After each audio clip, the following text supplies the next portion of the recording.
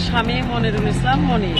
যশোরের শার্শায় দৈনিক দিনকাল ও লোকসমাজ পত্রিকার সাংবাদিক মনিরুল ইসলাম মনির বিরুদ্ধে মিথ্যা মামলা প্রত্যাহার ও নিঃশর্ত মুক্তির দাবিতে মানববন্ধন করেছে এলাকাবাসী।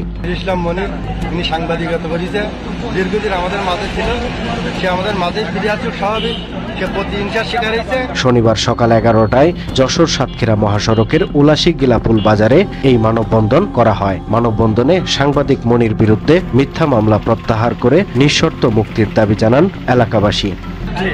যে পরিবর্তিতভাবে ষড়যন্ত্র মামলা, মিথ্যা মামলা হয়েছে, আমরা তার মুক্তির দাবিতে, তার নিঃশর্ত মুক্তির দাবিতে আজকে আমাদের গত 24 সেপ্টেম্বর উলাশী ইউনিয়নের গিলাপুল গ্রামের এক নারী তার 8ম শ্রেণী পড়ুয়া ছেলেকে বলাৎকারের অভিযোগ এনে সাংবাদিক মনির বিরুদ্ধে শার্শা থানায় একটি অভিযোগ দায়ের করেন। পরে পুলিশ তদন্ত ছাড়াই অভিযোগটি মামলায় রূপান্তর করে সাংবাদিক মনিকে আটক করে জেল হাজতে প্রেরণ করে বলে জানা যায়। মনিরুল ইসলাম মনির তাকে মিথ্যা ষড়যন্ত্র করে এই মানহানির যে মামলা দেওয়া হয়েছে, আর রাজনৈতিক ক্ষেত্রে তাকে দমন করার জন্য এটা করা হয়েছে।